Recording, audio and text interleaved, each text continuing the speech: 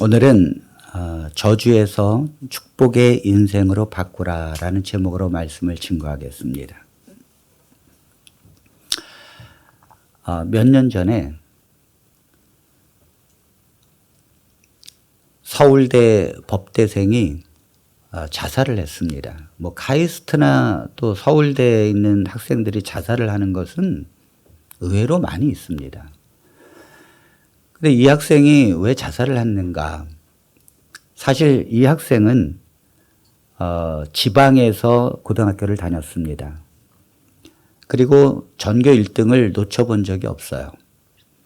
그런데 그 선생님들도 그렇고 또 공부를 워낙 잘했기 때문에 또 집안도 그렇고 서울대 법대에 들어가기를 소원했고 또 들어갈 수 있는 충분한 실력이 있다고 생각을 했습니다.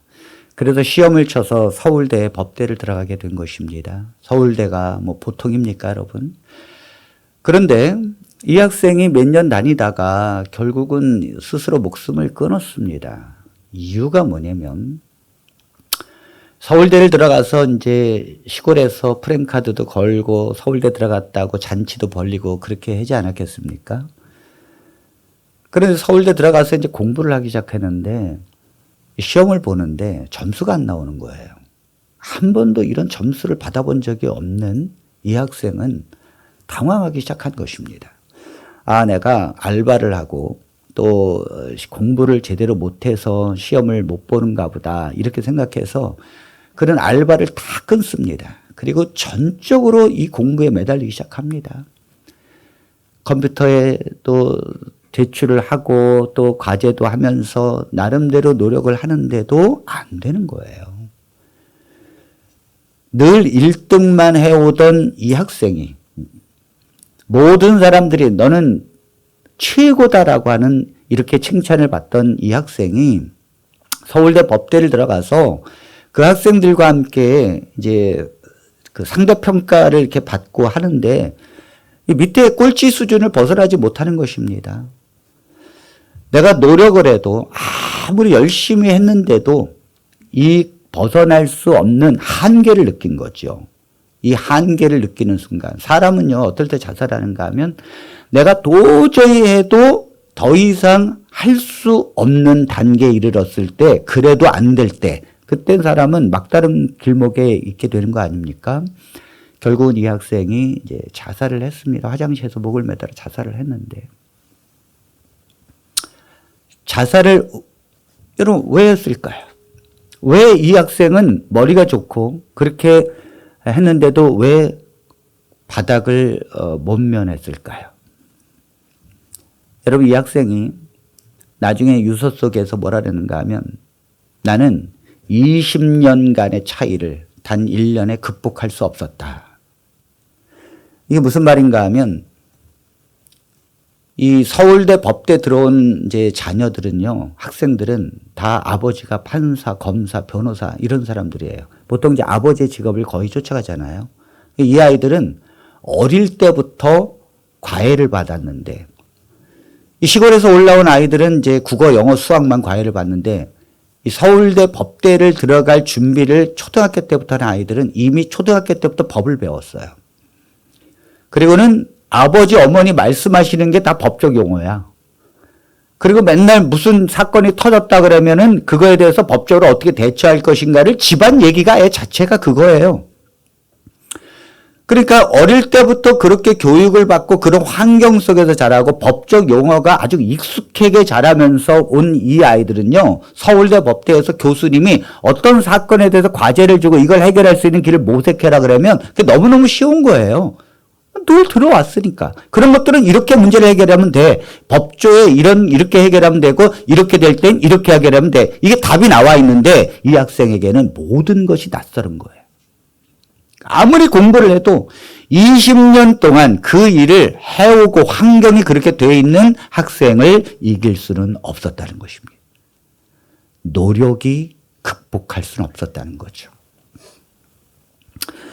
여러분, 가난은요, 대물림 된다는 말이 있습니다. 부모가 가진 것이 없이 이 자녀를 키우고 결혼을 시키게 되면 이 자녀도 이제 시작을 처음에 밑바닥에서 시작을 하는데 이 자녀가 부자의 길을 가기가 힘든 거예요. 어려운 거예요. 부자와 가난한 사람은 출발부터 다릅니다. 작년에 서울 집값이 올해하고 해서 얼마나 뛰었는가 하면 많이 뛴 데는 50% 가까이 뛰었어요. 적어도 평균이 30% 이상 뛰었습니다. 쉽게 말하면 7억대는 아파트가 10억이 넘어갔다는 얘기죠. 1년 사이에 3억이 뛰었는데 이걸 어떻게 쫓아갑니까, 여러분? 가난한 사람은 아무리 돈을 벌고 아무리 부부가 합심해서 아무것도 안 쓰고 돈을 벌어도요, 이 부자가 가는 길을 쫓아갈 수가 없어요. 집 하나 사는데 점점 집은 멀리 튄다고요. 부자는요 전혀 다릅니다. 부자는 아예 집을 몇 채씩 갖고 있다니까요. 어린아이인데도 어린아이 앞으로 부자는 집이 몇 채씩 있어요. 가만히 앉아 있어도 알아서 집값이 뜁니다. 부자는 아이들이 자기가 노력을 하지 않아도 알아서 집값이 올라가고 알아서 청년 때 되면 내 집이 이미 20억, 30억 돼 있어요. 부자는 알아서 자녀들에게 자기 앞으로 주식이 돼 있어요. 몇억, 몇십억의 주식이 돼 있다니까요. 그래서 부자는 어릴 때부터 내 주식이 어떻게 올라가는 걸 보고 살고 또 개미들은요 아무리 노력해도 이 부자들의 주식을 절대 못 당하고 늘 당합니다. 다시 말해서 이 가난은 그래서 계속해서 가난이 되물림되는 거지요. 부자들은 가만히 있어도 저절로 더 부자가 되는 것입니다. 여러분 이러한 이 가난의 이 환경을 어떻게 극복하고 이 환경을 뛰어넘고 이 되물림되는 것을 어떻게 극복할 수 있을까요?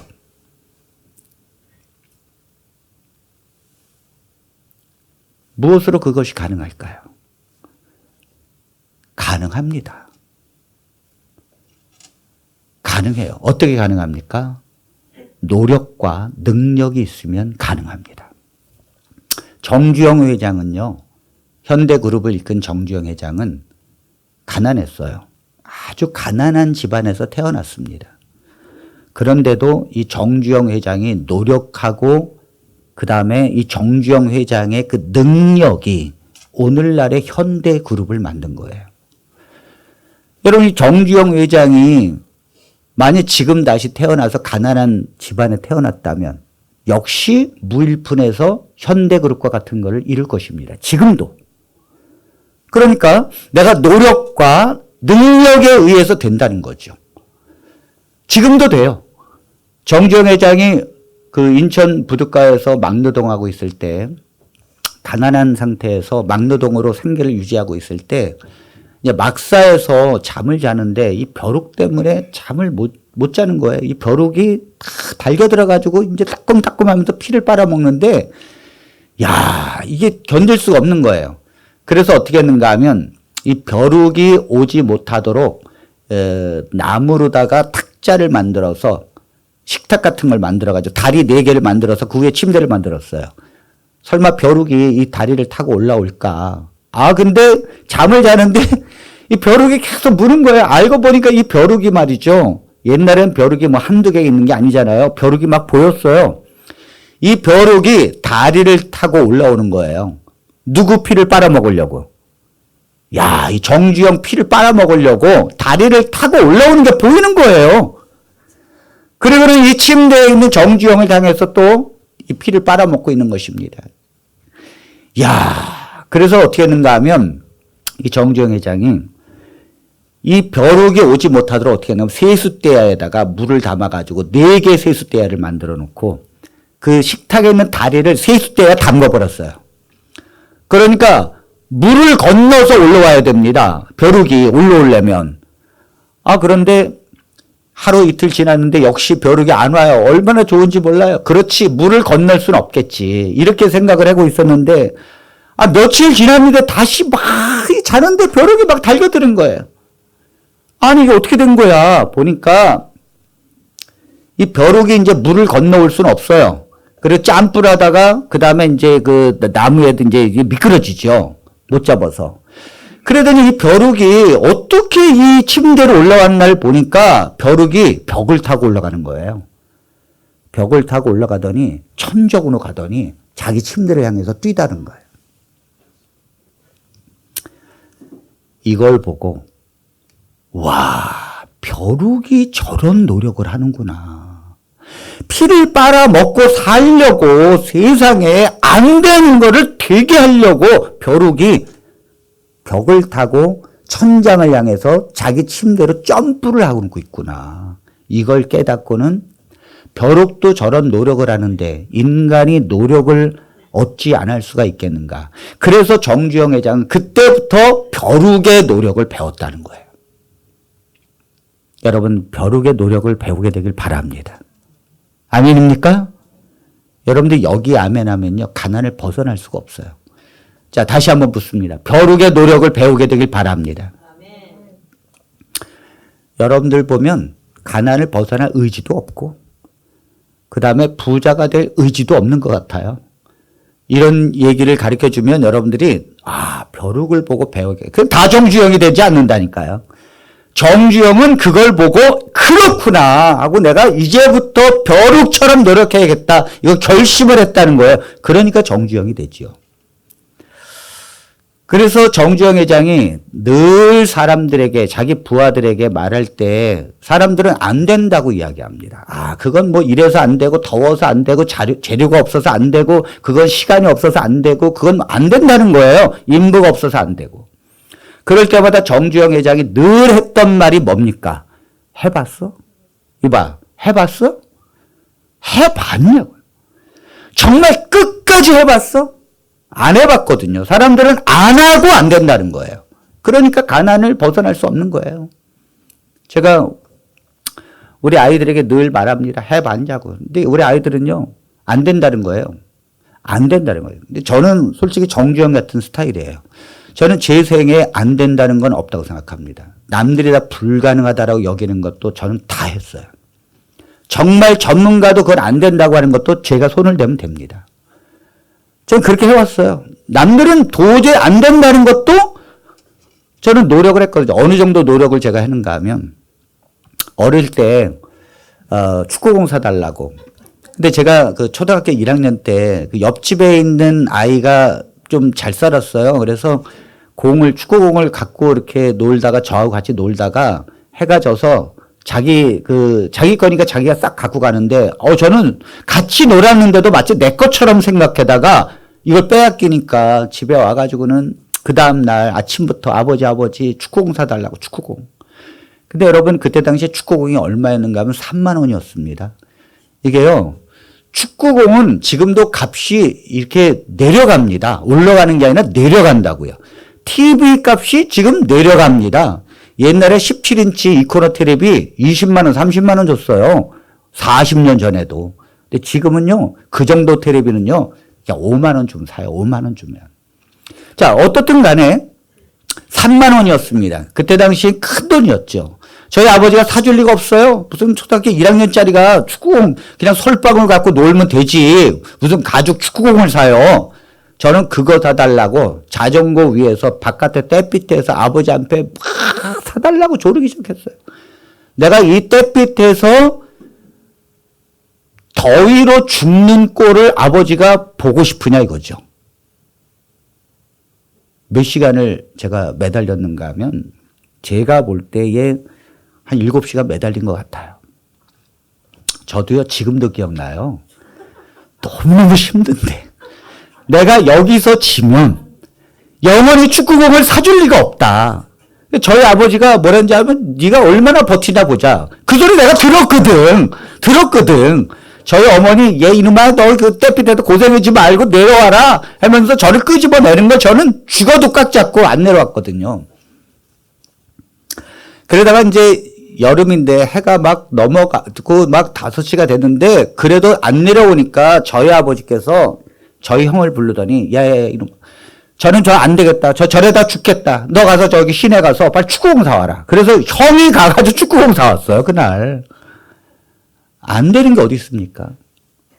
다 됩니다, 여러분. 다 됩니다. 그 노력을 안 해서 그래요. 그런데 여러분, 우리가 인생을 바꾸는 것은 노력과 또 환경과 능력이 있으면 가능합니다. 여러분들이 아무리 가난한 집안에 태어났었어도요, 정말 정주영처럼 노력하고 집념을 가지고 하면 됩니다. 바꿔집니다. 그런데 문제는요, 그렇게 노력한다고 환경이 바뀌어진다고 우리 가계에 흐르는 저주가 축복으로 바뀌어지는 건 아니에요. 우리는요, 조상 때부터 내려오는 저주의 인생이 있어요. 이 저주, 가계에 흐르는 이 저주의 인생이 내가 노력하고 돈을 벌고 내가 정말 잘 살고 내가 정말 성공했다고 저주가 축복으로 바뀌어지는 건 아닙니다. 한 예로요, 정주영 회장은 강력한 노력으로 자기의 집안을 바꿔버렸어요. 그런데 저주를 축복으로 바꾸지 못했습니다. 그걸 어떻게 할 수 있습니까? 네. 정주영은 8남 1녀를 뒀습니다. 그런데 3명이 불행하게 자살을 했어요, 자녀들이. 그래서 누구도 정주영 회장의 가족을 부러워하는 사람은 없습니다. 장남 정몽필 씨는 인천 제철사장으로 취임했습니다. 그런데 아버지가 만든 경부고속도로에서 교통사고로 트레일러와 이 정면 충돌을 하고요, 엔진이 불에 타가지고 그 자리에서 즉사했어요. 그 다음에 넷째 아들 정몽우, 현대 알루미늄 회사 대표로 있었던 이 정몽우 회장은 45세에 그 호텔에서 독약을 먹고 죽었고요. 그 다음에 5번째 아들 정몽원, 현대아산 회장은요, 이 대북 사업을 맡았다가 검찰에서 대북 송금 조사를 받던 중에 현대 사옥 12층에서 자기가 사는 곳에서 뛰어내려서 죽었습니다, 스스로. 그러니까 지금도 왕자의 난 해가지고요, 그 경영권 다툼으로 다 뿔뿔이 흩어지고 서로 원수가 되어지고. 그러니까 가계에 흐르는 이 저주를 정주영 회장이 부로 만든다고 바꿔지는 게 아닙니다. 로또 복권에 당첨되는 사람들이 나중에 보면은 잘 살고 그 인생이 바뀌어진 것 같아도 더 빚을 지고 더 타락하고 더 많이 인생이 쪼그라들었던 사람들이 많이 있습니다. 근데 왜 그렇게 로또 복권을 하죠?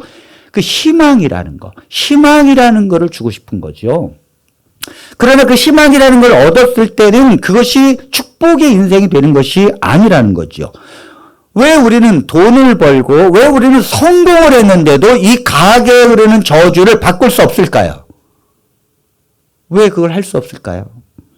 그것은요, 가계에 흐르는 저주가 영적인 저주가 있기 때문에 그래요. 이 영적인 저주는 육적이 바뀐다고 해결되는 게 아닙니다, 여러분.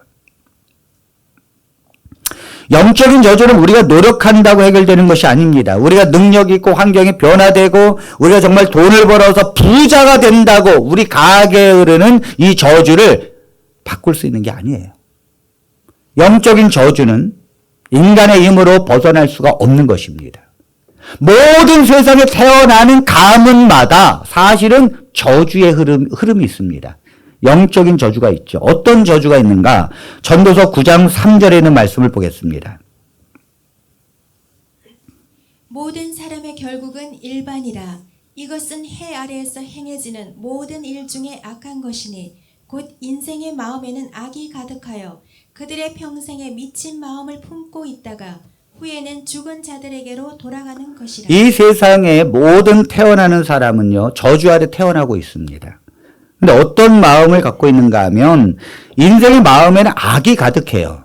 근데 그게 악이 가득한지를 처음에 모릅니다. 처음에 아이가 태어나는데 그 아이가 천사와 같죠. 얼마나 예쁩니까? 악이 가득하다는 걸 몰라요. 그런데 시간이 지나면서 그 악이 가득하다는 것이 드러나기 시작합니다. 이 어린 아이들이요, 처음엔요, 이게 돈을 이렇게 주면, 난 몰라. 엄마한테 맡길게. 해가지고 엄마한테 다 맡깁니다. 그러다가 이 아이들이 이제 학교 다니고 서서히 이제 사춘기를 넘어가면서 이제 돈 맛을 알기 시작합니다. 돈을 가지고 내가 영화도 볼 수 있구나. 돈을 갖고 내가 맛있는 거를 사 먹을 수 있구나. 돈 맛을 알게 되고 대학을 졸업해서는 돈의 능력을 알게 돼요. 돈 없으면 결혼도 못 하는구나. 돈이 있어야 남편 대우를 받는 거구나. 돈이 있어야 사람들이 우습게 보지 않는 거구나. 맨날 티코 이렇게 모닝 타고 다니면요. 부딪혀도요. 사람들이 잘 내리지도 않아요. 근데 이게 벤츠를 타고 다닌다든지 외제차를 탁 타고 다니면요. 자기가 잘못했는데도 그냥 내려버려요. 이게 뭐예요? 위압감이라는 게 있는 거예요. 돈 앞에 사람이 위압감이 있는 거예요. 그러니까 사람들이 돈의 능력, 돈이 있으면 남들이 나를 우습게 보지 않는다라는 거를 자연적으로 배웁니다. 인생을 살면서. 배우게 되면 이제 돈이 있어야 행복해진다는 걸 깨달아요. 내가 노후의 인생도 돈이 있어야 된다는 거. 돈만 있으면 여러분 배우자가 먼저 죽어도요 전혀 걱정할 거 없어요. 줄을 섭니다. 줄을 서. 돈만 있으면. 그러니까 돈만 있으면 내가 내 인생의 마지막까지 충분히 잘 살 수 있다는 거죠. 그러다 보니까 돈에 대한 이기심이 생깁니다. 이 돈을 쥐려고 하는 이기심이 생길 수밖에 없어요. 인간은 다 그렇습니다. 돈 앞에서 이기심을 갖지 않은 사람은 없어요. 그러니까 돈을 이기심을 갖게 되니까 그때부터 이제 돈 앞에 내 인생이 무너지는데 만일 유산을 한 형제에게만 주게 되면 그때부터 이제 형제들과 원수가 되는 거죠. 왜요? 그렇게도 같이 밥 먹고 같이 희덕거리고 놀고 했었던 형제들이 돈 앞에서 원수가 되는 거예요. 돈 앞에서. 내가 돈이 중요하게 되면요. 옆에 형제가 무너지고 월세방에서 정말 내 앉는다 할지라도 눈 하나 깜빡하지 않아요. 이기심이 생긴단 말이에요. 인간에게는. 그러면서 정말 부모도 내몰라라 하면서 돈을 지기 위해서 인생을 삽니다. 효도하지 아니하고 내가 더 벌어야 된다. 내가 아파트 지금 전세에서 지금 아파트 사야 된다. 아파트가 빨리빨리 올라가니까 빨리 사야 된다. 대출 갚으니. 여러분 부모에게 효도할 돈이 어디 있습니까? 대출 갚기도 바쁜데. 이렇게 인생을 살다가 한 60대고 이제 70대에서 외로워지면 내가 인생을 잘못 살았구나. 내가 이게 돈이 인생이 아니구나. 이걸 깨달으면서 철이 드는 거예요. 제가 인생이 80평생 하나님께서 주신 게 너무너무 감사해요. 요즘 들어서는 하나님께서 500살 살게 했으면 큰일 나겠구나. 왜요? 450세까지 인간은 타락의 길을 걸어요. 그 먹고 살려고 이기심을 갖고 세상에서 정말 자기 교만을 다 드러내면서 450살까지 사는데, 여러분, 사람이 청소년기 지나다가 이제 30대, 40대, 50대 지나면 막 사람이 악해지잖아요? 막 자기밖에 모르고. 그러다가 이제 60, 70대에서 거꾸라지고 이제 사람 되는데, 이게 만약에 몇백 년 동안 계속해서 가봐요. 인간이. 얼마나 타락하겠습니까? 얼마나 사람이 돈 때문에 타락하겠어요. 그러니까, 우리가 태어나면서부터 우리 가게에 저주가 흐르고 있다는 것을 깨달아야 합니다. 우리의 인생이 사단의 귀신의 영의 저주가 있다는 증거가 뭡니까? 악한 마음을 품고 있다가 미친 삶을 살다가 죽는 거예요. 미친 마음을 품고 죽는 거예요. 왜 인생을 후회합니까? 왜 인생이 허무하다고 합니까? 그렇게 살았으니까. 돈을 위해서 살고 내가 뭐 때문에 살았는지를 몰라요. 내가 그렇게 인생을 살았으니까 인생의 저주가 흐르고 있다는 걸 그때 깨닫는 거예요. 요한복음 8장 44절에 주님이 이렇게 말씀하셨습니다. 너희는 너희 아비 마귀에게서 났으니 너희 아비의 욕심대로 너희도 행하고자 하느니라. 그는 처음부터 살인한 자요 진리가 그 속에 없으므로 진리에 서지 못하고 거짓을 말할 때마다 제 것으로 말하나니 이는 그가 거짓말쟁이요 거짓의 아비가 되었습니다. 여러분 이 사람들을 예수님께서 보시면서 사람들은 참 자기 위주로 생각을 해요. 그래서 바리새인들도 그렇고 사두개인들도 그렇고 사람들이 다 자기 마음에 안 들으면 안 받아들이는 거예요. 예수님 말씀을. 그리고는 돈을 왜 이렇게 좋아하는지. 그래서 예수님께서 너희는 너희 아비 마귀에게서 났으니까 그렇게 욕심들이 많구나. 하나님께 드리는 것도 아까워해. 또 가졌는데도 더 가지려고 또 착복하고 있어. 이러니까 우리 안에 사단의 영이 들어와서 우리 안에서 존재하고 있다는 것을 사람들이 전혀 못 깨닫는 거예요. 예수님께서 그걸 말씀하시는 것입니다. 저주가 흐르고 있다는 거. 그런데 우리가 언제 저주가 흐르는가? 우리가 태어날 때부터 사단의 귀신의 영에 존재하는 사람이 됩니다. 목사님의 아들도 태어나면서부터 사단의 영의 지배를 받아요. 왜냐하면 태어나는 순간 사단의 영향 속에서 태어나게 됩니다. 자, 그러다가 이 안에서 존재하다가 나도 모르는 사이에 귀신의 영이 내 삶을 지배하는 거예요. 나는 전혀 모르는 거예요. 우리가 만일 그것을 깨달으면 이걸 벗어나기 위해서 노력을 하겠죠. 교회를 간다든지 하나님께 부르짖든지 노력을 하겠죠. 이거를 깨닫지 못하게 하는 거예요, 사단이. 왜? 노력을 안 하게 하려고요. 평생 귀신에게 쫓겨 다니고 귀신 속에서 사는데도 자기가 그렇게 사는 것을 전혀 모른다니까요. 심지어 교회를 다니고 예배를 드리는 성도들 중에서도 그런 사람들이 수두룩합니다, 여러분. 귀신의 지배를 받으면서 그 영을 쫓아서 사는 사람들이 수두룩한데 본인만 몰라. 심지어는 다른 사람은 좀 알아요. 근데 본인만 몰라요. 이렇게 하다가 내 마음의 심령을 사단이 움직이다가 내가 어떤 미움을 한다든지 어떤 큰 충격을 받는다든지 어떤 인생의 큰 고난과 역경 속에서 내 심령에 요동치는 마음이 있게 되는 순간 사단은요, 자기 자리를 확고하게 붙들고 넓힙니다. 시간이 가면 갈수록 사단은 사람을 조정하는 것이 보여요. 여러분 잘 보세요. 여러분들 가족이 처음에 태어나서 아이들 기를 때 보면 화목했어요. 사랑이 있었어요. 우리 눈에 전혀 보이지 않는 그냥 화목이 있었는데 시간이 가면 갈수록 갈등을 하게 되고 싸우게 되고 미워하게 되고 나중에요, 여러분 많은 가정들이 어른이 되고 다 출가를 하잖아요. 결혼할 때부터 원수가 돼버리고 나중엔요 오지도 않아요. 오지도 않는다고요. 그리고 부모와 자녀가 갈라지게 되고 미움으로 살게 되고 심지어 저는 봤어요. 목회하면서 죽을 때도 안 와요. 부모가 죽는데도 안 옵니다. 이게 왜 그런지 아세요? 귀신의 영에 가게가 흐르고 있는데 사람이 그걸 못 깨닫는 거예요. 못 깨닫는 거예요. 내 자녀가 어릴 때는 말을 들어요. 예배를 드리자, 뭐 기도하자 그러면 네네네 기도해요. 근데 자기가 조금 이제 성장하게 되면서 기도하자 그러면 안 갑니다. 교회 가자 그러면 안 갑니다. 자기 때로 삽니다. 왜 그러죠? 그 속에 악한 영에 가게 흐르는 저주가 있다는 것을 전혀 모르기 때문에 그래요. 나도 원치 않는 길로 간다니까요. 내 인생이.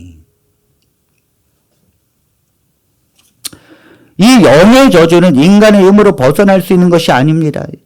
우리의 삶을 파괴하고 불행하게 하고 허무하게 만드는 이 영의 저주는 인간의 힘으로 될 수 있는 것이 아닙니다, 여러분. 이 자녀가요, 아버지한테 맞고 자랐어요. 맨날 아버지가 술 먹고 와서 때리고 지게작대기로 때리고 맞고 자라고. 근데 이 자녀가 난 다시는 이런 아버지처럼 내가 자녀를 때리지 말아야지. 폭력 없는 가정을 만들어야지. 그렇게 결심을 하고 결혼을 해서 자녀를 낳잖아요. 어느 순간 자녀를 때린다니까요. 어느 순간 그 아버지가 행하는 행동을 내가 그대로 행하고 있다니까요. 내가 아무리 그렇게 안 가르려고 해도 내 자신이 그렇게 꼴져진다니까요. 여러분 안 할 것 같죠? 그렇게 안 할 것 같죠? 그렇지 않다니까요. 우리가 폭력, 마약, 심지어 도박. 제가 교회를 잘 다니던 사람이 갑자기 도박에 빠져가지고 지금까지도 도박의 인생을 40년간 그 신하리교회 그 청년 중에 2명이나 그렇습니다. 지금까지 그 집사인데도 물론 이제 그 안식일 교회예요. 지금 장로가 됐을 거예요. 장로인데도 돈을 벌어서 막 비닐하우스 짓고 막 돈을 벌고 나면 나중에 그 돈 다 또 떨어져. 어디 가서 도박해가지고 다 날립니다, 여러분. 야, 그게 교회에 한번 퍼지니까. 그런데 왜 그럴까 봤더니 그 아버지도 도박을 했더구만. 야, 그거를 바꾸지 못하는 거예요. 그 다음에 술 먹는 거 유전입니다. 어떻게 유전인지 아세요? 일단 술을 못 먹는 사람은요, 먹으면 얼굴이 빨개지고, 그냥 먹으면 그냥 바로 핑핑핑핑 돌아서 그냥 자요. 그러니까 술을 못 먹는 거예요. 이 술도 뭐 땡겨야 먹지요. 술도 먹어서 끝도 없어야, 아, 술이 세구나 해서 먹는 거죠. 저 같은 경우는요, 안 되는 거예요. 그런데, 선천적으로 간이 좋거나 이 술을 잘 받는 사람들은요, 먹으면 먹을수록 말짱해, 정신이. 그러니까 술을 잘 먹으니까 당연히 술 먹는 곳에 가도 부담이 없고 술 먹는 자리가 익숙해진 거예요. 이걸 누구한테 닮았죠? 네, 다 부모한테 배운 거예요. 부모한테 그 간의 특성을 갖고 태어났다니까요. 부모가 아니라면 할아버지한테 온 거예요. 이거 갖고 태어난다니까요. 갖고 태어나서 저주의 인생이 되는 거예요. 또 술을 먹는 거예요. 그렇게 술을 싫어하고 술 때문에 그 집안을 망치는데도 술을 먹는 거예요. 담배도요, 유전입니다. 보통 담배를 피게 되면 이 폐가 망가지고 일찍 죽게 되는데 80대, 90세가 돼도 줄담배 펴도 끄떡없이 오래 사는 사람들이 있어요. 이런 사람들은요, 담배와 같은 연기가 들어와도 이거를 이겨낼 수 있는 몸의 건강이 있다니까요. 야, 저희 할머니, 외할머니, 줄담배를 핍니다. 그런데도 장수하셨어요. 우리가 가면 담배 한번 피워볼래? 이럽니다. 어릴 때도. 그런데 그게요, 그런 건강이 자녀에게로 옵니다. 담배를 피면 담배 맛을 금방 알고요. 담배를 피는 그것에 대해서 익숙하게 되고, 남들은 담배 피워가지고 콜록콜록하고 세기치매고 막 그냥 폐가 망가지는데도 끄떡없고요. 이게 흐르는 거예요. 가계가 흐르는 거예요. 여러분, 암이라는 게 암 딱 걸리면 병원에서 뭐라는지 아십니까? 부모님 중에 어떤 암으로 돌아가신 분이 있습니까? 반드시 물어봅니다. 왜냐하면 건강이 가계를 통해서 내려오기 때문에 그래요. 여러분, 우리는 이러한 우리의 저주의 인생을 바꿀 수는 없을까요?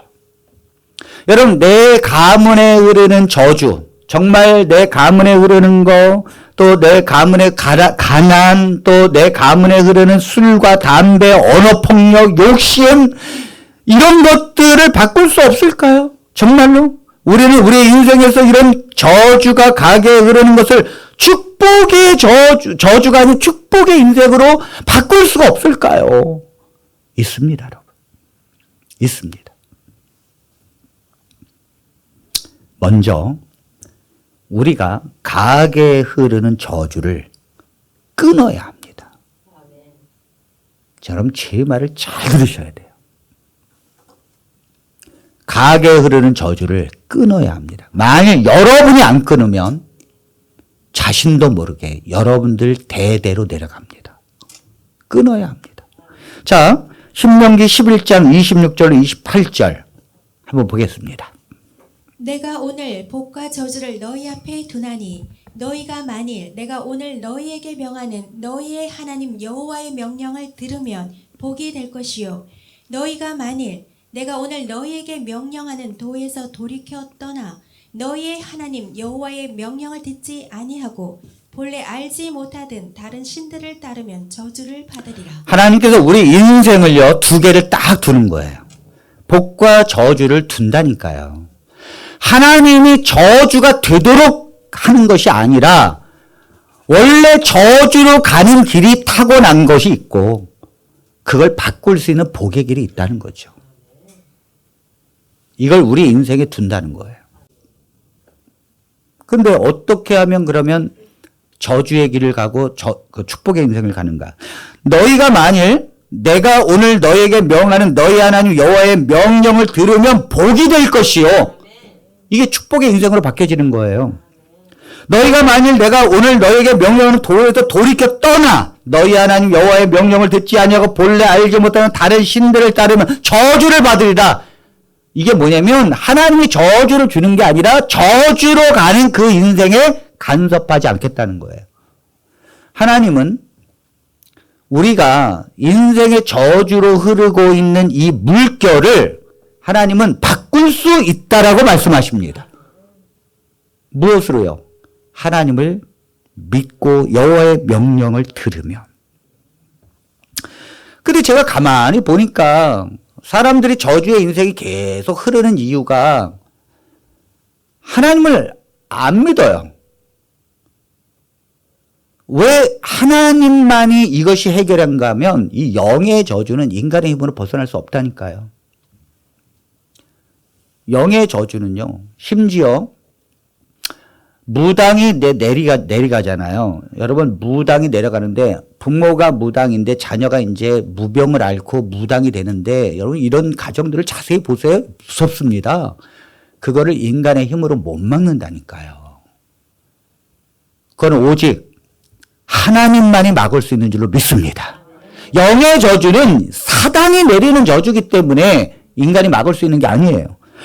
하나님께서 우리에게 복과 저주의 인생을 우리 앞에 뒀다는 것입니다. 무엇을 선택해 가려냐 이거예요. 무엇을. 그러므로 우리가 우리의 저주를 우리 대해서 끊어야 합니다. 끊어야 합니다. 끊어야 합니다. 지금 이 말씀을 주는 것도요, 신명기에서 지금까지 너희들이 어떠한 가문의 계통을 받아왔느냐. 네, 저주의 가문을 받았죠. 어떻게 해요? 400년 동안 종노릇을 했거든요. 얼마나 저주의 인생을 받았어요. 아버지도 종, 할아버지도 종. 그러니까 이스라엘 백성들 애굽에서 출애굽 시키면서 가나안을 들어가기 전에 너희의 인생에 지금까지 저주의 인생이 있고 축복의 인생이 있는데 어떻게 살겠느냐 이거죠. 많은 사람들이 하나님의 말씀을 듣지 않고 이 저주의 인생을 바꾸려고 노력합니다. 돈을 벌어서 부자가 되면 바꿀 수 있다고 생각해요. 그래서 부자가 되니까 옛날보다 더 잘 살게 되니까 우리의 자녀들이 효도합니까? 더 부자가 돼서 잘 살게 되니까 더 행복합니까?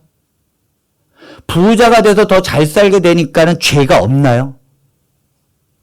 야, 여러분, TV 문학관, 요즘에 제가 TV 문학관을 보는데, 옛날에 TV 문학관을 제가 고리타분해서 잘 몰랐는데, 요즘에 보니까, 야, 저런 교훈이 있구나.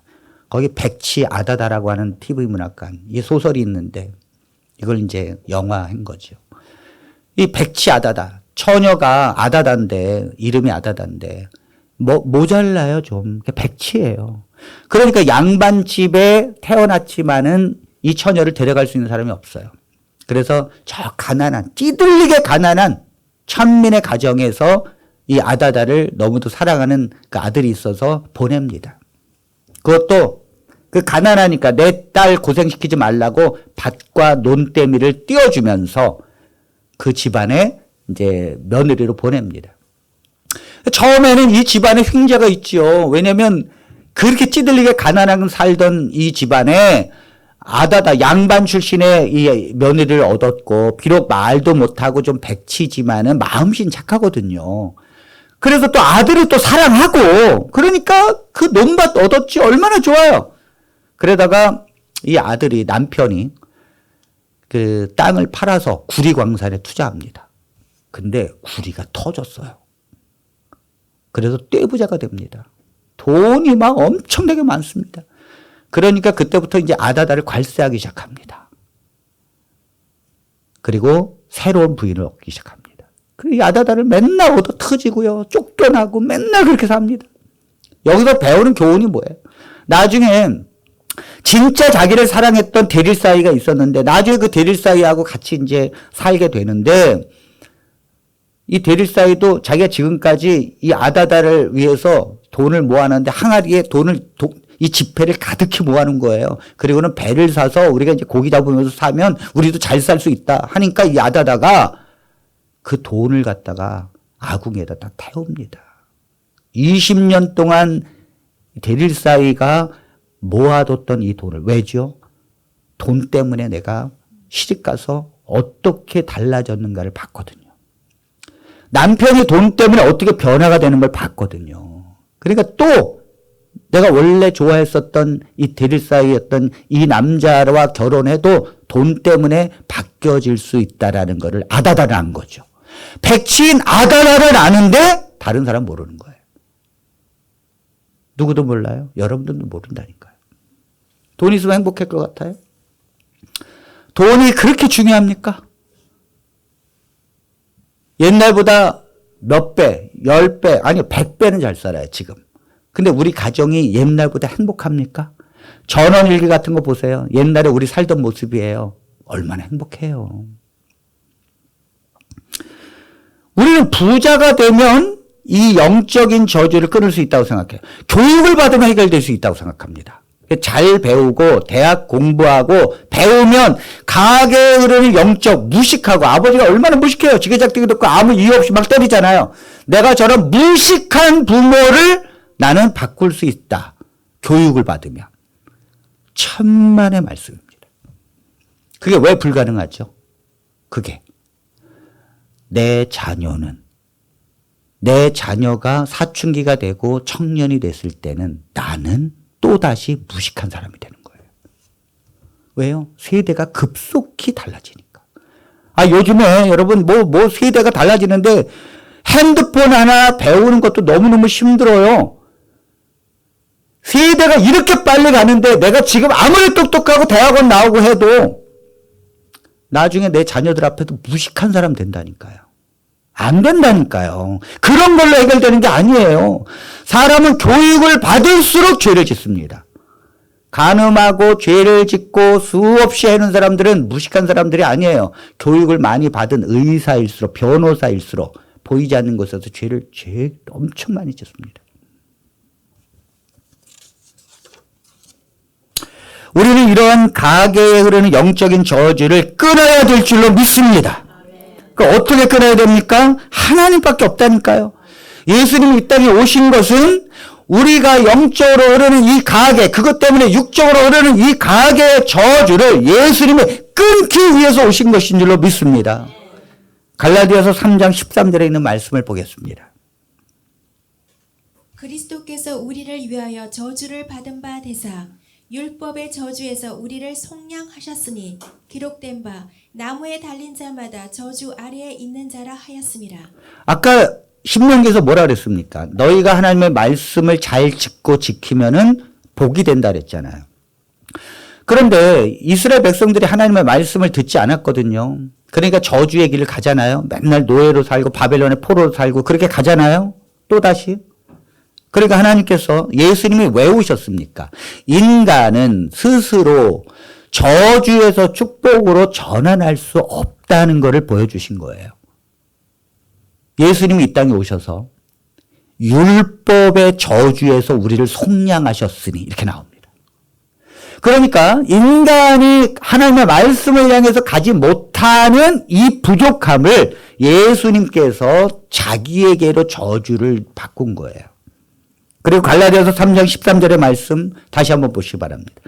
그리스도께서 우리를 위하여 저주를 받은 바 되사, 어떤 저주를 받았어요? 율법의 저주에서. 이게 뭐예요? 우리가 하나님의 말씀대로 살지 못하는 것에 대한 저주를 예수님이 받으신 거라니까요.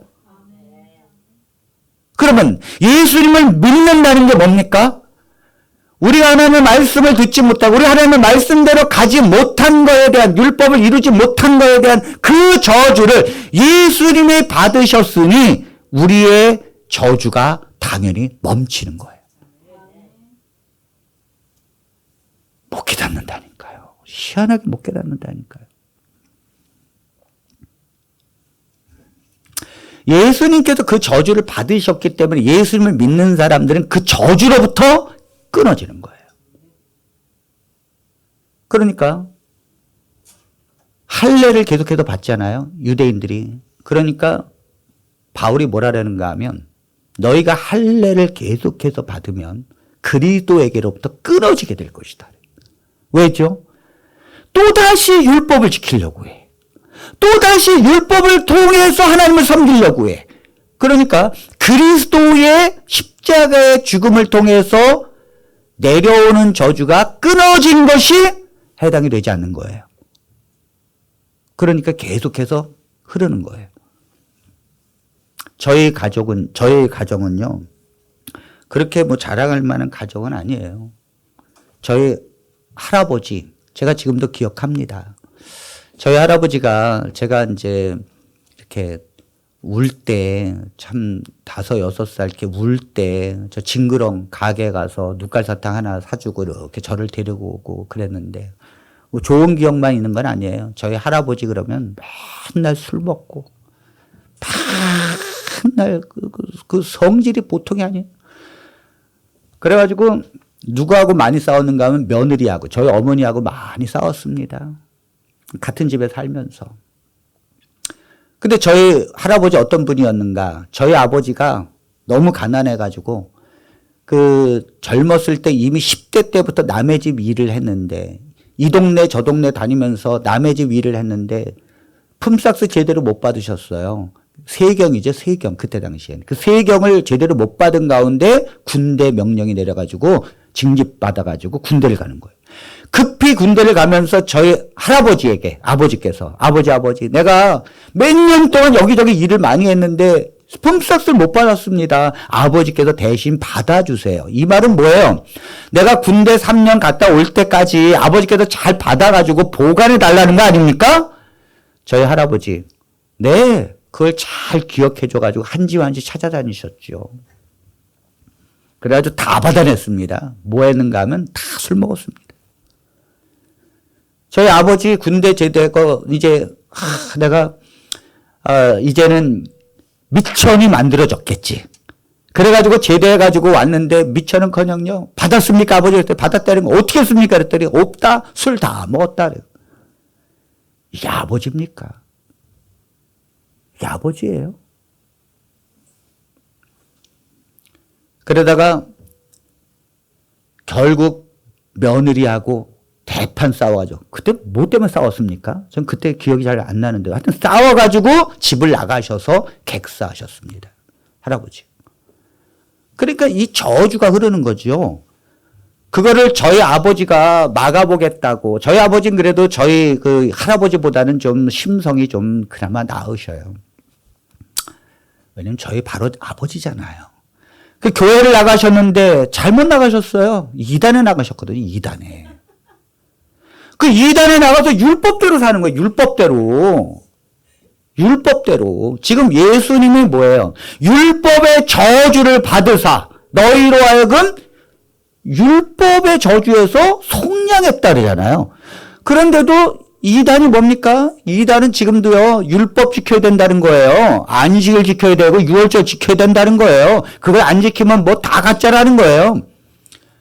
그러니까, 그 철저한 율법을 지키고, 그 다음에 지금도 레위기법, 부정한 거, 조개, 뭐, 오징어, 아이고, 그 난리 납니다. 한 번 제가 고등어 어머니 먹고 싶다 그래서 고등어 사다가 어머니 고등어 좀 드세요 해서 반찬했다가 아버지 상 엎었습니다. 이게 뭡니까?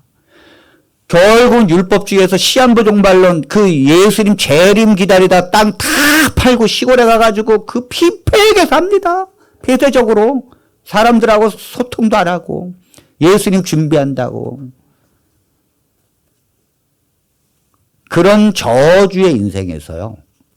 제가 하나님의 예수님의 그 복음, 십자가의 복음을 믿고 내 가문에 이르는 저주를 끊고 하나님의 축복의 인생으로 내 가문을 바꾸기 위해서 저 모든 걸 버렸어요. 여러분 이걸 정확히 깨달으면 여러분들은 그렇게 살 수밖에 없어요. 많은 가정들이 못 깨달아요. 자기 가문의 저주가 흐르는데도 그냥 대충 살고 하나님을 믿는 것도 아니고 그 저주가 내 자녀에게로 가는데도 못 깨닫는 거예요. 못 깨닫는다니까요. 왜 안식일교회에서 나와야 되는지도 못 깨닫고, 왜 율법에서 벗어나는 것이 왜 중요한지도 못 깨닫고, 로마서 7장 6절의 말씀을 보겠습니다.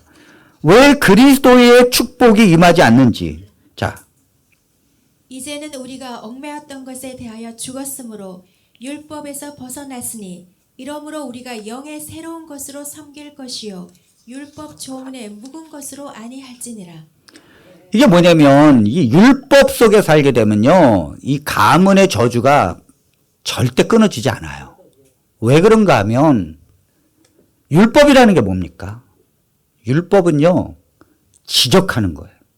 정죄하는 거예요. 그렇게 안 살면 다 상도 엎어요. 고등어가 있으면. 그러니까 이 자녀가 그걸 그대로 배워요. 그러다가 또 어떻게 해줘? 자기 자녀에게. 자기는 이걸 벗어났다고 생각하지만 삶을 보면 율법적으로 산다니까요. 이게 얼마나 힘든지 아십니까? 이 율법의 저주의 이 저주를 하나님의 축복의 가문으로 바꾸는 것은요, 쉬운 게 아니에요.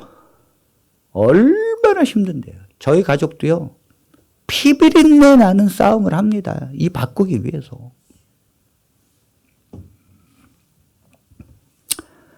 예수님을 여기 뭐라 그랬습니까?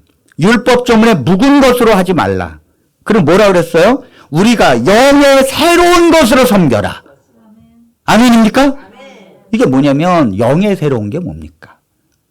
물과 성령으로 내 영혼이 영이 거듭나는 거예요. 거듭난 상태에서 내 영으로 하나님을 섬기라는 거예요. 영이 죽었는데 성령으로 거듭나지 못해도 영이 죽어 있는데 신앙을 해야 되겠고 어떻게 해야 돼요? 율법적으로 할 수밖에 없죠. 오늘 주일이니까 나온 거예요. 그게 율법이라니까요. 우리 예배 드려야 되니까 나온 거예요. 그게 율법이라니까요. 내 영혼이 이 영이 살아서 하나님께로 향하는 이 간절한 끌림. 어디에 있든지 하나님을 찬양하고 기뻐하고 그 말씀을 따르려고 하고 그런 내 영이 살아서 성전을 오는 것이 예배인데 이 영은 죽었고 의문만 살아있어요. 교회 간다고 하는 것만 있어요. 그게 율법이라니까요. 율법이 바로 그런 거예요. 내 영이 살아있지 않는 상태에서 신앙하는 것이 다 율법입니다. 의무. 신앙은 해야 되겠고 이게 율법이라니까요. 그러니까 이러한 저주가 예수 그리스도를 믿고 성령으로 거듭나야 내 영이 하나님을 진심으로 사랑하게 되고 내 영이 기뻐하게 되고 내 영이 하나님을 섬기는 거예요. 이것은요, 그 가족의 모든 걸 바꿔버려요. 환경을 바꿔버려요, 그냥. 그래서 성령의 열매가 맺히는 거예요. 사랑이 있고 희생이 있고 온유함이 있고 오래 참음이 있고 기쁨이 있고 이게 가정에 그냥 흐르니까 당연히 이 아이들은 자녀들은 그 속에서 자라게 되고 그걸 그대로 자녀에게 또다시 내려가는 거예요. 그 저주의 가문이 축복의 가문으로 바뀌어지는 것은 FM으로 가야 합니다. 하나님 말씀하신 대로. 하나님을 믿지도 않고 믿는데도 율법적으로 아직 벗어나지도 못하고 성령 받은 게 뭔지도 모르고 내가 영의 거듭남이 체험도 못한 상태에서 가문의 저주가 끊어지길 바란다. 그런 게 아니에요. 그런 게 아니에요. 하나님을 믿고 예수 그리스도의 은혜를 받고 성령으로 거듭난 하나님의 진실한 백성은요, 모든 것에서 자유로움과 기쁨이 있는 줄로 믿습니다. 기쁨도 두 종류예요. 정말 하나님이 주시는 기쁨 속에서 살아야 합니다. 마귀의 자녀들은요, 자유가 없다니까요. 마귀의 자녀들은 벌벌벌 떨어요. 뭐에 떠는지 아시죠? 마귀가요, 그 저주, 가문에 흐르는 저주를 꽉 잡고 있어서요, 거기에 매여 있다니까요. 그러니까 뭐 이사를 해도 손 없는 날 이사를 해야 된다. 이게 뭐냐면 귀신이 동서남북에도 활동을 하는데 손 없는 날, 귀신이 활동하지 않는 날 이사를 해야 부정 안 탄다는 거예요. 손 없는 날, 귀신이 활동하지 않는 날 개업식을 해야 된다는 거죠. 결혼도 마찬가지예요. 귀신이 활동하지 않는 날 결혼식을 해야 된다는 거예요. 그래서 그날은요, 예식비도 비싸고요, 이사비도 비쌉니다. 사람들이 그걸로 몰리기 때문에. 하나님을 믿는 백성은 그런 모든 사단의 저주에서 해방된 줄로 믿습니다. 진실한 하나님을 믿는 백성들은 자유함이 있고 하나님을 믿는 기쁨이 있어요. 아니, 손 없는 날? 그게 뭐가 필요합니까? 저는 이사할 때 그런 걸 한 번도 생각해 본 적이 없어요. 그냥 물어봅니다. 제일 싼 날이 어떤 날이냐고. 그러면 말합니다. 귀신이 막 바글바글한 날인데요. 아멘! 그게 제 날입니다. 그러니까 돈을 아끼니까 이 영적인 축복뿐만 아니라 육적인 축복도 쌓여지는 거예요. 담배 한 표 술 안 먹고 이사 비용 아끼고. 이게 얼마나, 여러분 저 나이트클럽에서 한번 놀고 저 룸에서 한번 놀아보세요. 남자들이. 돈 100만 원 그냥 나가지. 다 저금하면, 재테크하면 육적인 축복도 임할 줄로 믿습니다. 그러니까 김기동 지금도 목사님이 되셨는데 처음에 이제 하나님을 안 믿을 때 그 부인이 그냥 그렇게 교회 나가자고 해서 그 거만한 남편이 교회를 안 따라다니다가 나중에 교통사고 나가지고 그냥 불에 탁 타 죽으려고 하니까 두 손 들고 하나님 믿겠습니다 하면서 교회를 다녔잖아요. 그러니까 버티면요 교통사고는 안 되니까요. 저 강선우 집사님 제가 그랬어요. 버티면 하나님께서 얼마나 치는지 한번 보고 그럼 하나님을 믿을까요? 해다가 나중에 자녀가 삐뚤어나가기 시작하는데 정신없이 이제 정신이 번쩍 들었어요. 이제. 사람이 얼마나 한데 그때 당시엔 또 교회 가는 것 같더구만 또 30년을 쉬더구만. 이야 30년을 쉬더구만. 김기동 목사님이 이 가난한 이 집안에서 하나님을 진실로 믿고 나서 이 자유로움을 경험하는 거예요. 예수 믿는 게 이렇게 행복한 거구나. 예수 믿는 게 이렇게 기쁜 거구나. 아멘 아멘 하면서 전도를 하는데요. 하나님이 이 가문에 저주가 흐르는 거를 바꿨어요. 어떻게 했는가? 이렇게 축복의 인생으로 바꾸십니다. 그리고 어떻게 바꾸는가? 이 전세를 사는데 이 전셋집을 구할 수 없어서 돈이 없지요. 전셋집을 구할 수 없어서 막 하다가 또 방은 또 애들 생각하면 또 3개가 있어야 되고 그러다 보니까 부동산에 막 여러 가지 들렸어도 안 되는 거예요. 돈이 안 되는 거예요. 어린 택도 없습니다. 절반도 안 돼요. 그래서 하다가 어느 부동산에 딱 들어갔더니 그 아파트의 전셋값이 다른 옆집보다 반이나 싼 거예요. 아니 이렇게 싼 게 있습니까? 그랬더니 부동산 아저씨가 사장님이 싸긴 싼데 일로 들어오실랍니까? 그랬더니 그럼요 이렇게 싼데요. 근데 그 사연이 좀 있습니다. 그 집이. 그 집에 들어가는 사람마다 죽습니다. 귀신이 삽니다. 귀신이. 보통 사람 같으면 싸도 목숨과 바꿀 수는 없잖아요. 그래서 보통 사람 같으면요 아무리 싸도 사람이 죽는다는 데 들어가면 귀신이 산다는데.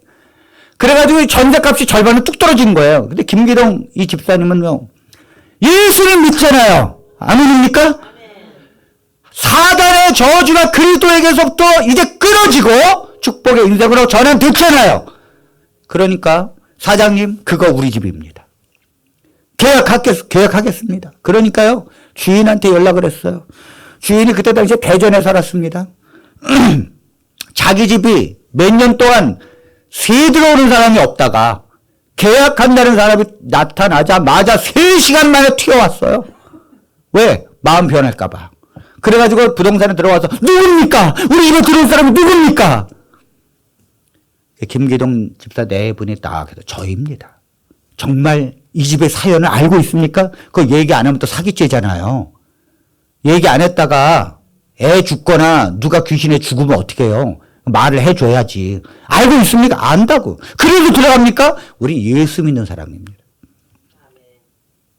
예수 믿는 사람입니다. 들어갔어요. 들어가서 이삿짐 다 정리하고 밤이 됐습니다.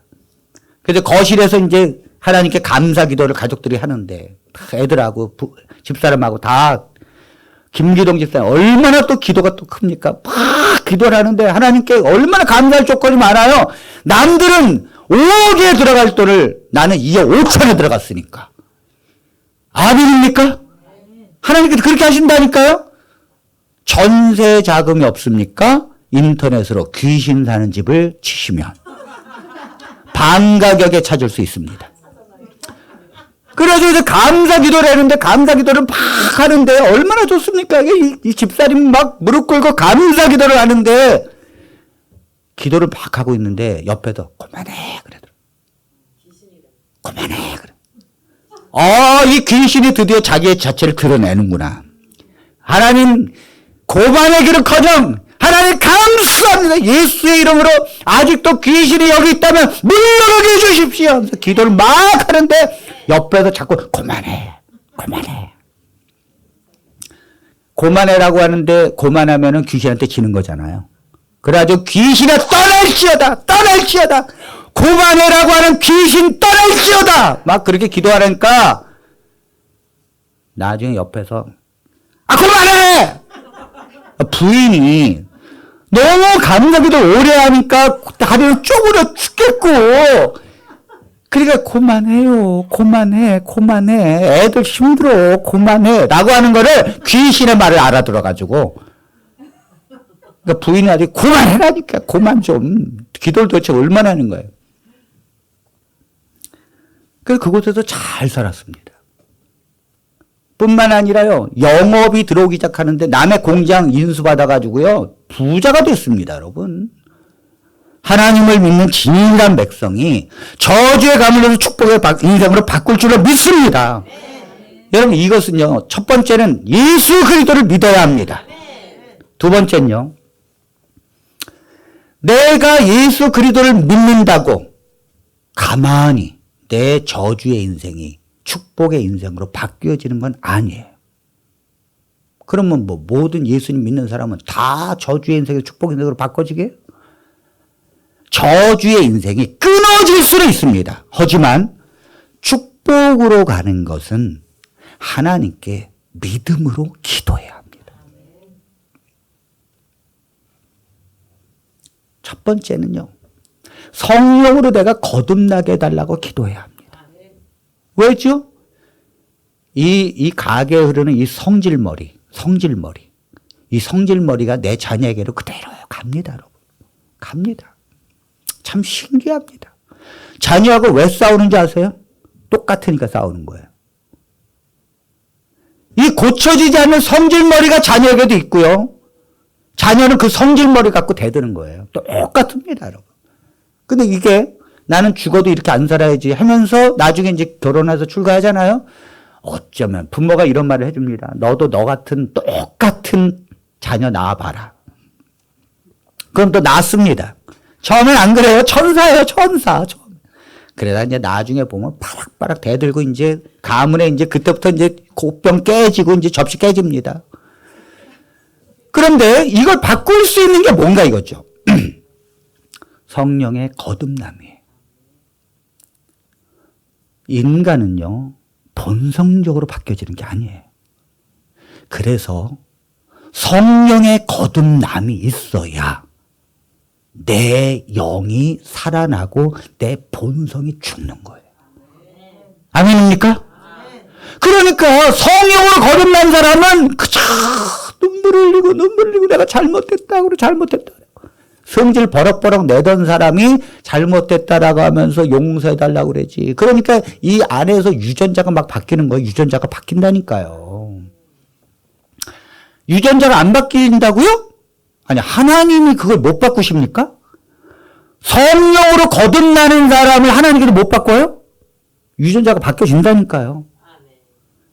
그래, 그럼 막 좋은 유전자로 막 바뀌어지는 거예요. 이제 온유한 유전자, 이제 막 기쁨이 있는 유전자, 믿음의 유전자로 바뀌어지는 것입니다. 하나님을 막 사모하는 길로 간다니까요. 이래서 저주의 인생이 축복의 인생으로 바뀌어지는 거예요.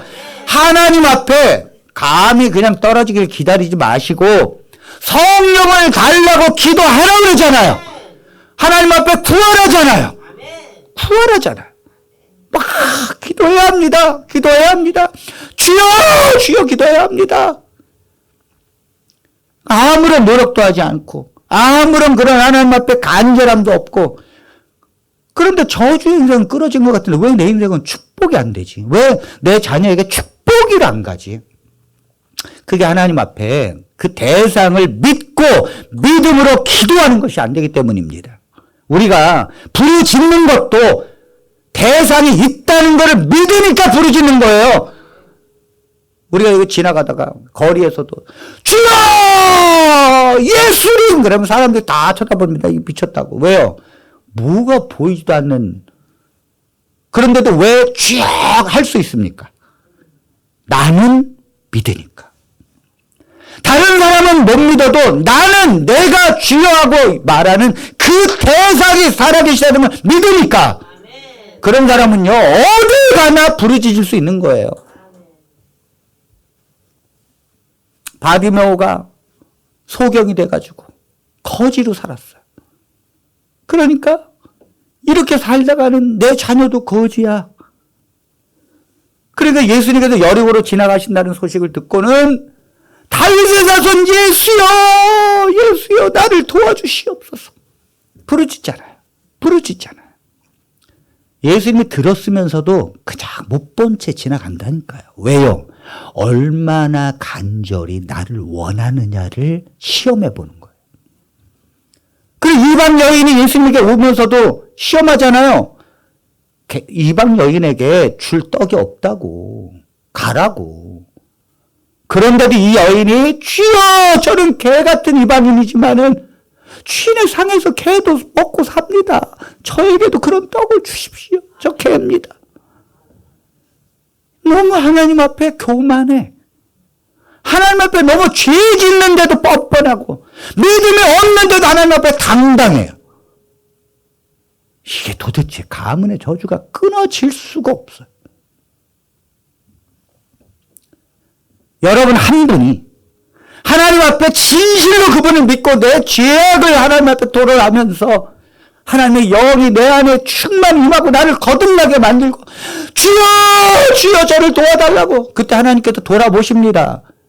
이 소경 바디메오를 돌아보듯이 주님은 주여 하지 않아도 그 사람이 뭘 원하는지 압니다. 그래서 묻습니다. 뭘 원하느냐고. 그때 여러분들은 말을 하셔야 합니다. 뭘 원하는지 구체적으로.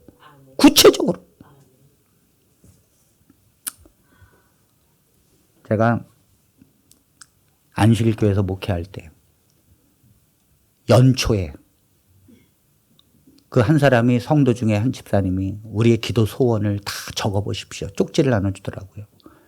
정말 하나님께 원하는 한 가지를 적어보시라고.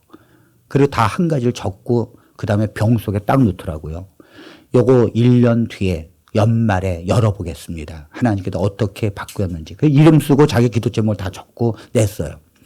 그 연말이 됐습니다. 그랬더니 이 사회자가 아무개 집사님 무슨 기도 제목을 적었는지 혹시 기억하십니까? 물어봤는데 단 기억하는 사람 한 명도 없어요.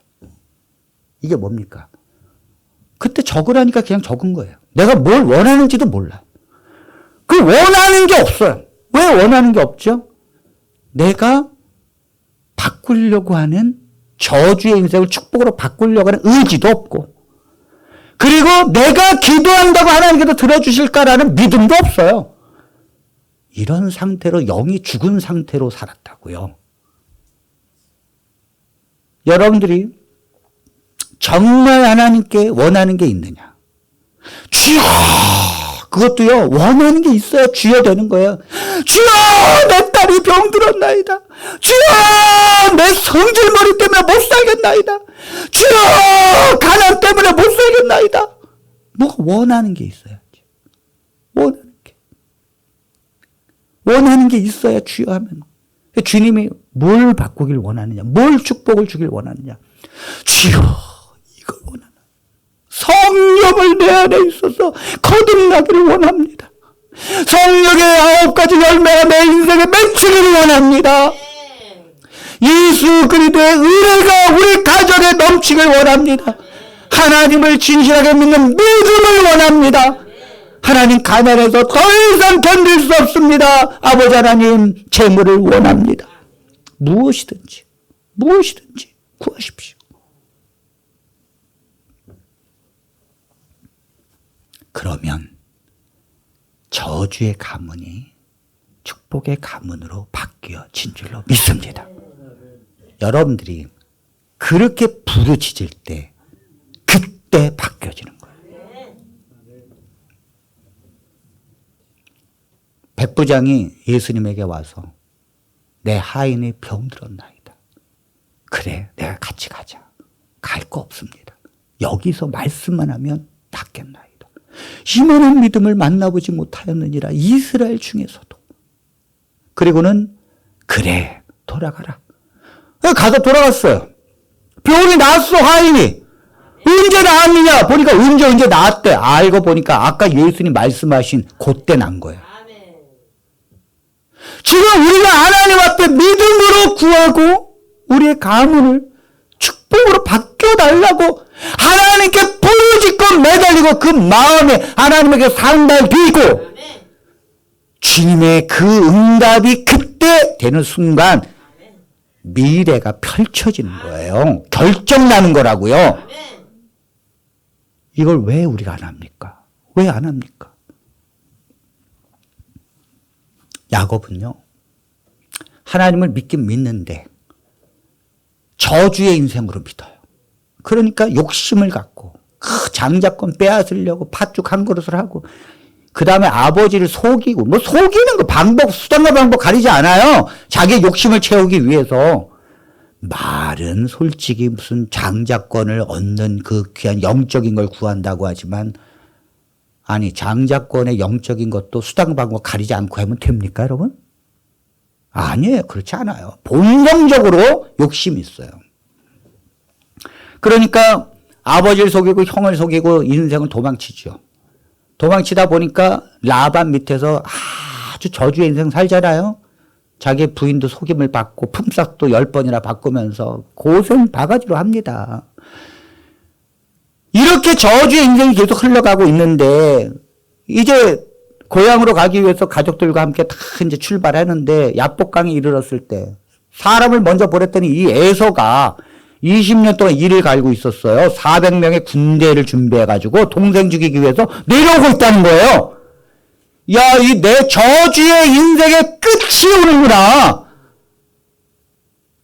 여기서 만일 야곱이 또 인간적인 방법으로 또 도망치고 또 속이고 이렇게 했다면 평생 저주를 못 끊었을 것입니다. 그런데 그 야복강에서 하나님의 사람을 붙들고 놓지 않았다니까요. 내가 이 저주의 인생 지금 내 저주가 무너지는 저주 속에서 나를 축복의 인생으로 바꿔달라고 축복해달라고 밤새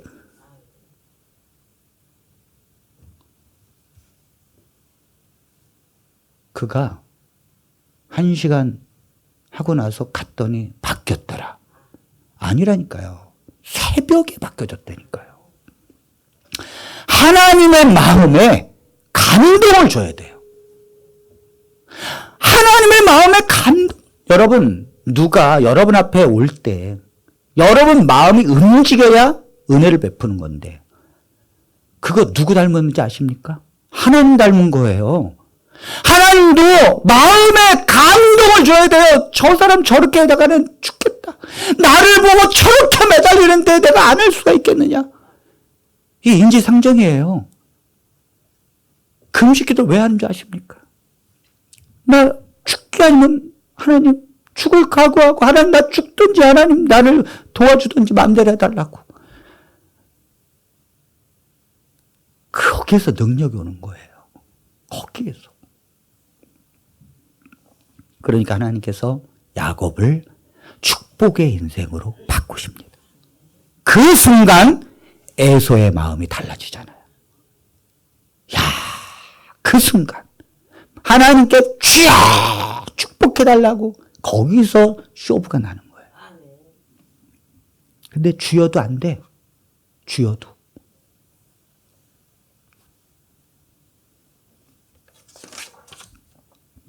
자, 마지막 말씀 신명기 30장 19절로 20절입니다.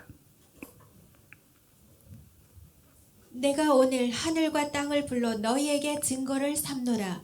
내가 생명과 사망과 복과 저주를 내 앞에 두었은즉 너와 내 자손이 살기 위하여 생명을 택하고 내 하나님 여호와를 사랑하고 그의 말씀을 청종하며 또 그를 의지하라. 그는 내 생명이시요 내 장수이시니 여호와께서 내 조상 아브라함과 이삭과 야곱에게 주리라고 맹세하신 땅에 내가 거주하리라. 아멘. 여러분 이 저주를 끊으려면 저는 우리 아이들에게 늘 교육시킵니다. 태에서부터 저주는 이어지는 거예요. 성경에 보면 진짜 하나님의 사람은요, 부모가 성전에서 하나님 이 자녀를 낳게 한다면 하나님에게 헌신하고 드리겠습니다. 주의 종이 되게 해달라는 거지. 그런 자녀는 주의 종이 돼요. 태에서부터 결정나는 거예요. 아무 준비 없이 결혼하고 아무 준비 없이 자녀 낳고 이미 저주가 흐르고 있는데도 깨닫지 못하고 나중에 평생 후회하고 가정 행복하게 살지 못하고 돈으로 살려고 하고 명예를 살려고 하고 교육으로 살려고 하고 하나님께서 말씀하십니다. 내 앞에 생명과 사망과 복과 저주를 내 앞에 두겠다는 거죠. 너와 네 자손이 살기 위하여 생명을 택하라는 거예요.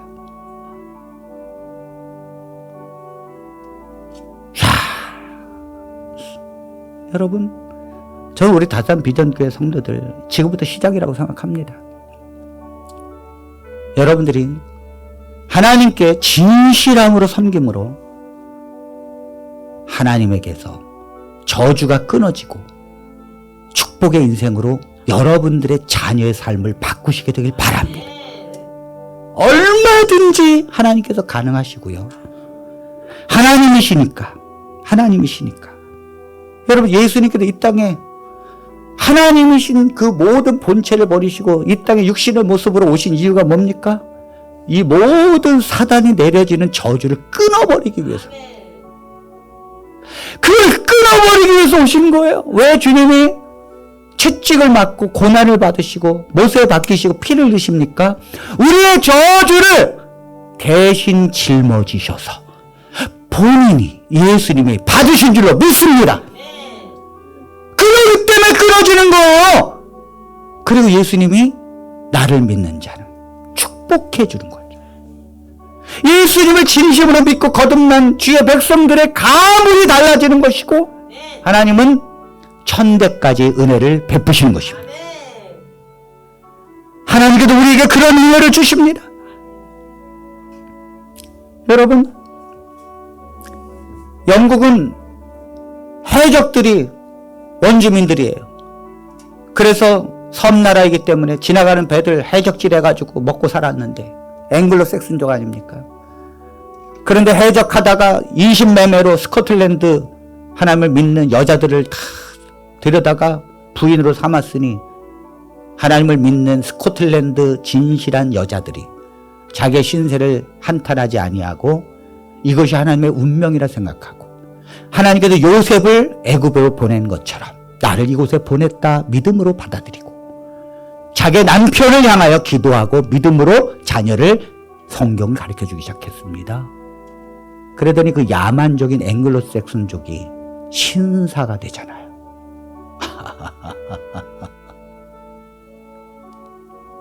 영국 가봐요. 신사의 신사. 유럽의 나라들은요, 한때 하나님을 믿지 않는 사람들이 없을 정도였어요. 근데 왜 지금은 하나님을 안 믿는데도 저렇게 부를 누리느냐고요? 하나님이 천대까지 은혜를 베푼다 그랬거든. 천대까지. 그 사람들 때문에 하나님을 매달리고 하나님을 진실하게 섬겼던 그 한 사람 때문에 지금까지도 후손들이 잘 먹고 잘 사는 거예요. 이 미국은요, 건국된 지 200년밖에 안 되는 나라인데 세계를 부를 쥐고 있어요. 왜지요? 똑똑해서요? 아니라니까요. 그들은 처음부터 하나님을 섬기는 나라로 시작했어요. 처음부터 교회를 짓고 하나님께 예배드리는 나라. 지금도 대통령이 성경 앞에 선서하는 나라. 그 200년이 흘러가지고 요즘 교회 잘 안 다니려고 그래. 그런데도 왜 부를 유지하죠? 천대까지 은혜를 베푼다니까. 여러분, 놀라운 건요, 잘 보세요. 우리나라가 정말 어렵게 살았어요. 그런데 북쪽, 평양 쪽으로 복음이 들어왔습니다. 그랬더니 이 평양에 있는 사람들이 복음을 듣고는 잘 살기 시작했어요. 잘 살았다니까요. 6.25 전까지는 평양이 잘 살았다니까요. 그러다가 평양이 점점 해방이 되면서 공산주의, 무신론자들이 평양 북쪽으로 몰리기 시작했고, 반대로 민주주의, 자유주의를 원하는 사람들은 남하로 내려오기 시작했습니다. 그래서 자연스럽게 북쪽은 무신론자, 남쪽은 진실하게 자유를 원하고 하나님을 원하는 사람들은 내려왔다니까요. 그런데 그 이후로 북한은 못 살게 되고 남한은 잘 살기 시작합니다. 아니, 천대까지 은혜를 베푼다며. 근데 왜 북한은 저렇게 못 살게 됐죠? 사람이 이동했잖아요. 사람이 이동했잖아요. 알아야 합니다. 우리는 성경이 무엇이고 예배가 무엇이고 말씀이 무엇인지를. 사랑하는 성도 여러분, 부흥은 모든 성도들이 한 말씀 앞에 무릎 꿇고 진실한 믿음으로 거듭나기를 간구하고 성령의 충만함이 아니면 내가 살지 않겠다는 결단이 교회를 부흥시키는 거예요. 사람 데려놓는 게 부흥이 아닙니다. 내 자녀에게로 저주가 흐르는 것이 계속되고 있는데도 하나님을 믿는 백성이 부르짖지 않고 성령으로 거듭날 생각도 안 하고 그저 배운 육신대로 살고 있고, 그러면서도 하나님의 은혜 속에서 살려고 하고 있고. 안 됩니다. 안 됩니다. 안 됩니다. 저절로 되는 것이 아니라니까요. 예수님을 믿는다는 게 율법적으로 믿으면 안 됩니다. 예수님을 믿는다는 게 성령 없이 믿으면 안 됩니다. 성령 없이 예수님을 믿을 수도 있고요, 율법으로 예수님을 믿을 수도 있어요. 거기에서 벗어나셔야 합니다. 정말 영의 새로운 것으로 예수님을 섬기고 성령의 충만함이 있고 성령의 은사가 넘치고 성령으로 하나 되고 그 마귀에게 메어진 것들이 성령의 능력으로 풀어지고 하나님을 거부하는 자녀들이 예수의 이름으로 무릎 꿇고 그러한 역사가 우리 가정들에게 넘치게 되길 바랍니다. 하나님의 역사가 우리에게 삶에 충만하게 일어나기를 원합니다. 우리 하나님께서 그렇게 분명히 이루어 주실 줄 믿습니다. 여러분들이 세상에 일주일 동안 세상에 허락하지 마십시오. 발버둥 치십시오. 벗어나는 것은 우리 스스로 될 수 있는 것이 아닙니다. 다만 하나님을 감동시켜야 합니다. 하나님의 마음이 움직여질 수 있도록 우리가 하나님 앞에 심령이 가난해져야 합니다. 이 길을 모든 성도들이 함께 가게 되기를 간절히 바라면서 말씀을 마치겠습니다.